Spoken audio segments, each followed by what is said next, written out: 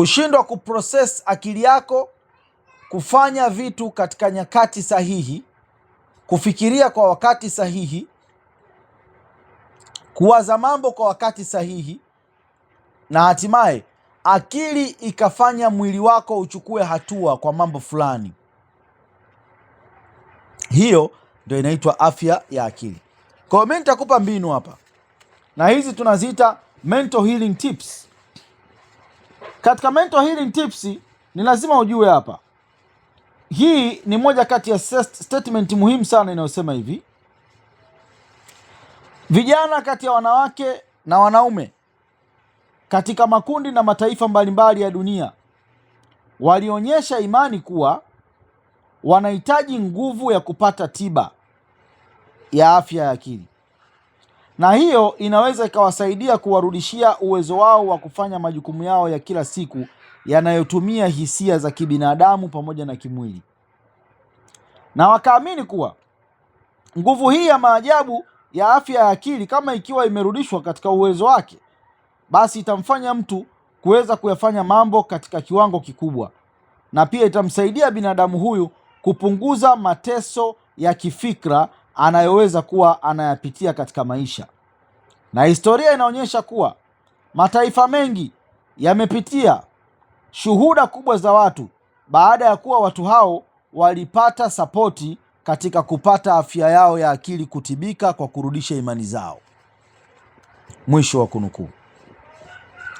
Haya ni mafunzo ambayo mtu kama akiyakosa kwenye maisha yake atashindwa kutibia vidonda vya afya yake ya akili. Kama vile unavyoona kidonda chako cha mguu unapokuwa umedondoka, nikukumbushe kijana mwenzangu, na akili yako pia inayofikiria pia imepata vidonda. Kuna vidonda ambavyo vinauma mpaka sasa, na kuna vidonda ambavyo sasa hivi vinahitajika vipakwe dawa viweze kukauka.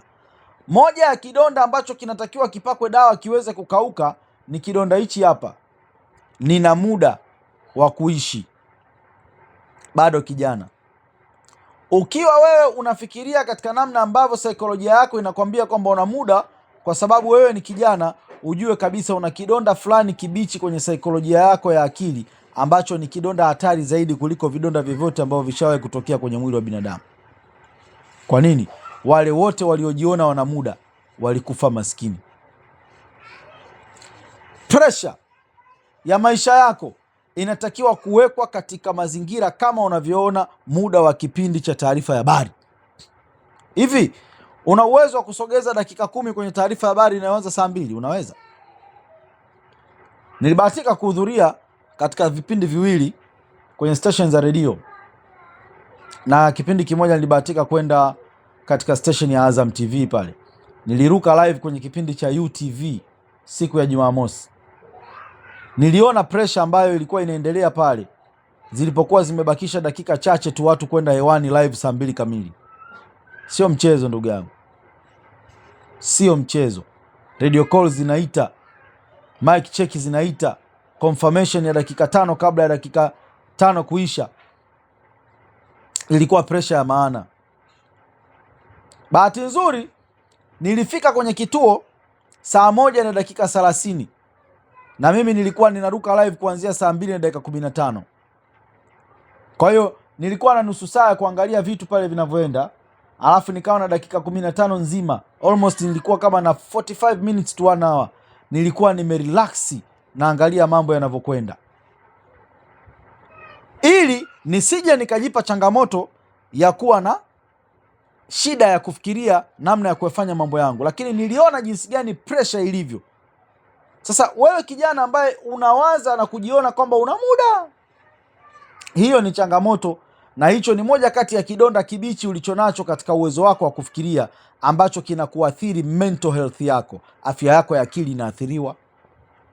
Ni kidonda ambacho kina uwezo wa kukutesa mpaka kikakufanya uweze kuwa maskini kwa sababu ya kujiona tu una muda. Nitakupa njia kadhaa ambazo hizi ni njia ambazo zinasaidia kurudisha na kutibu afya ya akili kwa mtu ambaye tayari anaonekana kuwa ana changamoto. Njia ya kwanza ni hii hapa. Remind yourself frequently that healing power is within your own subconscious mind. Jikumbushe wewe mwenyewe kuwa nguvu ya kujitibu ipo ndani ya uwezo wako wa kufikiria. Kwa mfano, wewe unapokuwa unaiangalia saikolojia yako, namna unavyofikiria, ukikaa kwa kutulia hivi ukifikiria hivi, akili yako ina uwezo kukuletea mpango kazi ambao unaweza kukuletea hata shilingi 3000 kwa siku. Hiyo akili ambayo utakayokaa ukaifikiria, hata tutakapomaliza kipindi, tulia mwenyewe, alafu jiambie hivi, jiite jina lako fulani fulani fulani mara 3, alafu jiambie, niletee mawazo ya kuingiza shilingi 3000 kwa siku. Je, ni yapi hayo? Niletee mawazo ya kuingiza shilingi 3000 kwa siku. Jiambie mara 10, niletee mawazo ya kuingiza shilingi 3000 kwa siku. Alafu nyamaza. Je, jiulize, akili yako itakuletea mawazo ya kuingiza 3000 kwa siku? Hichi ni kipimo kidogo sana cha afya ya akili katika saikolojia ya mafanikio na kipato. Ukiona akili yako imegoma kuleta majibu, kuchakata, kuleta mawazo, maana yake nini ndugu yangu? Una kazi kubwa sana ya kuingiza taarifa nzuri kwenye akili yako, ambazo hizo ni taarifa zinazoingia kwenye conscious, ili subconscious yako itakapokuwa inaulizwa maswali kama hayo, conscious iweze kupata backup ya kupata majibu na kuweza kutoa majibu sahihi. Ukijiona huna hayo majibu, ujue kabisa una changamoto ya kupata tiba ya afya ya akili katika upande wako wa kipato. Namba 2, know that faith is like a seed planted in the ground. It grows after it is kind. Plant the idea in your mind. Jua kabisa imani ni sawasawa na kupanda mbegu katika ardhi. Mbegu iliyopandwa katika ardhi inakuwa katika namna yake, na mbegu unayoipanda katika akili yako pia inakuwa hivyo hivyo. Hii ni nukta ya pili ya kutibu afya yako ya akili katika upande wa kipato. Nukta namba 3, the idea you have for a book, new invention or a play in your real mind, this is why you can believe and you have it now. Believe in the reality of your idea, plan or invention, and as so you do, it will become manifested. Fikiria kitu chochote unachokitaka katika maisha katika wakati uliopo kana kwamba unacho. Sisi katika timu yetu, somo la kwanza kabisa ni wewe kujifundishwa namna ya kutafuta na kutafakari kuhusiana na ndoto zako. Nitakuuliza, unatamani gari ya aina gani? Nitahitaji uwe na picha ya hiyo gari, rangi yake uijue, engine uijue. Unahitaji nyumba, nitakwambia ingia kwenye mtandao, tafuta nyumba unayoitaka, pambana. Nitakwambia unatamani kwenda nchi gani kusafiri, nitakwambia tafuta picha za hiyo nchi unayotaka kwenda. Kwa nini? Ninajaribu kukuonyesha namna ya wewe kuishi idea ya vitu unavyovihitaji kwa kuviona kwa macho. Hapo unaanza kutibia afya yako ya akili katika upande wako wa kipato na maono ulionayo. Nukta nambari 4, in praying for another, know that your silent inner known of wholeness, beauty and perfection can change the negative pattern of other subconscious mind and bring about wonderful result. Jua kabisa unapokuwa unafanya ibada yako katika kuomba mambo mengine, ukimya ambao unaokuwa nao ndani wakati unafanya ibada yako, unatambua uzuri wako na uwezo wako wa kufanya mambo, na una uwezo wa kuyabadilisha mambo hayo negative au mambo hasi ukayafanya yakawa mambo chanya katika maisha yako. Haijalishi ni watu wangapi unaokutana nao ambao hawana hela. Kinachojalisha ni watu wangapi ambao nao sasa wenye akili za kufikiria kuhusiana na pesa.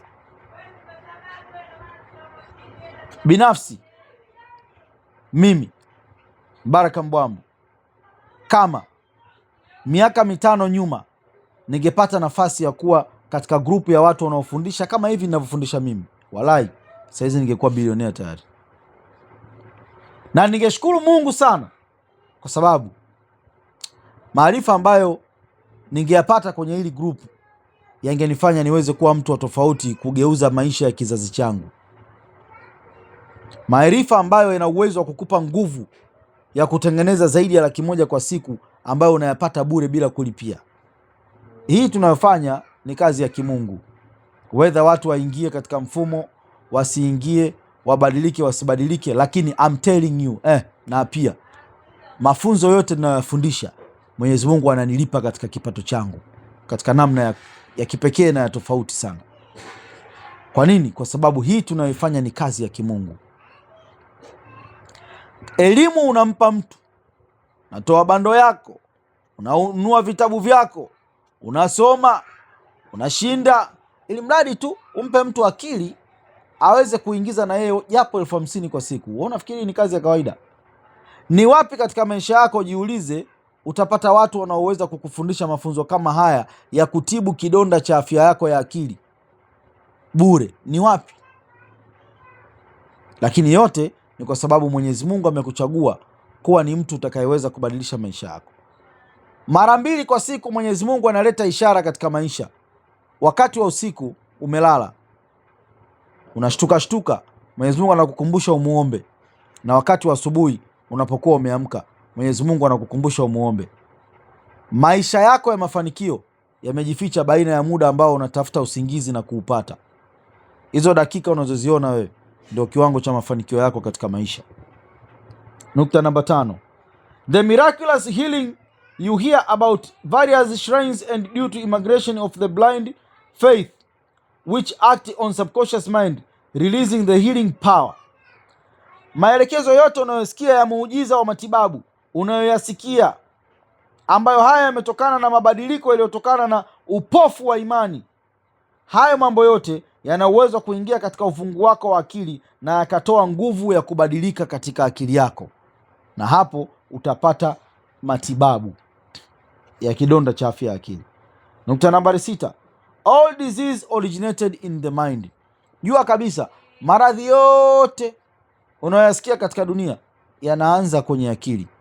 Na hii ipo kabisa. Wakati nachukua mafunzo yangu ya wellness consultation kwenye chuo cha Shawn Academy kwenye Sports and Professional Diploma in Sport and Nutrition Uingereza, nilipata hii elimu. Kwenye kutoa consultation, mwisho kule tulifundishwa kidonge cha maadili. Ukiwa kama daktari, mshauri yoyote unayetoa huduma kama ya afya, unatakiwa umeze kidonge cha maadili. Kidonge cha maadili kinasemaje? Sickness conscious is real and it is there. Mgonjwa anaumwa zaidi kwenye kufikiria akilini mwake, na ndio ugonjwa mkubwa zaidi alionao, kuwaza huo ugonjwa kuliko ugonjwa wenyewe. Mnanielewa hapo? Maana yake ni kwamba maradhi yote unayoyawaza wewe yapo kwenye akili kwanza, alafu ndio yanakuja kwenye kiwiliwili. Nukta nambari 7. The symptoms of all diseases can be induced to you by hypotonic suggestion. Dalili zote za magonjwa yote unayoona duniani zinaweza kuambukizwa kwako kwa sababu tu ya hisia. Unaweza ukahisi unaumwa malaria, na kweli ukahisi una malaria. Unaweza ukahisi ni maskini, na kweli ukawa maskini. Nukta nambari 8.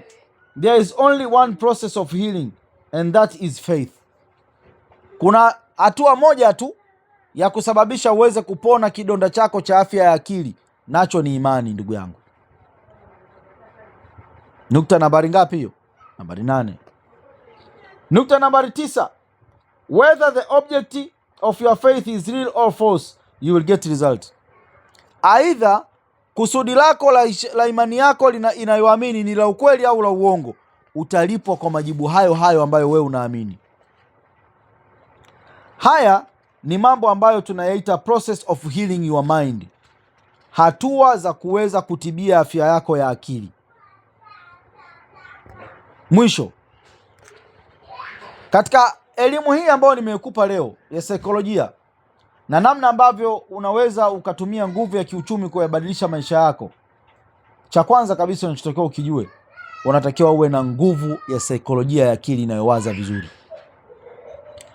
Kama unataka kubadilisha kipato chako na unataka kubadilisha pesa iliyokuwa katika akaunti yako ya benki sasa hivi, kwanza badilisha mambo ambayo yako ndani ya akili yako sasa hivi. Watu wengi katika vijana, ndani ya akili zetu kuna mabuibui, kuna chumba ambacho kinaitwa chumba cha subconscious, ambacho hicho ndio chumba unachotakiwa ukiupange mafaili vizuri. Mara nyingi hicho chumba kimejaa mabuibui na takataka za kutosha, ambazo inapaswa wewe upate muda wa kupata matibabu ya kukisafisha hicho chumba, kukipa dripu, kukipa matibabu ya Panado, kukipa injection ya kuondoa sumu, ili uweze kusalimika, kuyabadilisha maisha yako. Yoyote unayemwona amebadilisha maisha nje, jua kabisa amefanikiwa kuweka matibabu yake katika upande wa afya yake ya akili.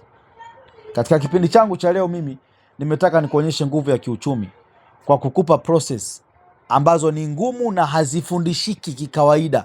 Ili somo utalisikia popote, ambayo ukifanikiwa kuweza kuzipata kanuni hizi, basi una uwezo wa kuyabadilisha maisha yako na ukaanza kupata tiba.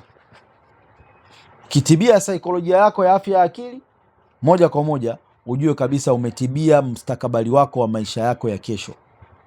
Maisha yote unayotamani kuyaishi, mambo yote unayotamani kuyafanya, yamejificha katika uwezo wako wa kufikiria na saikolojia yako ya afya ya akili. Na ukilikamilisha hilo, basi kwa uwezo wa Mwenyezi Mungu, mafanikio yako yatakuwa ni makubwa sana.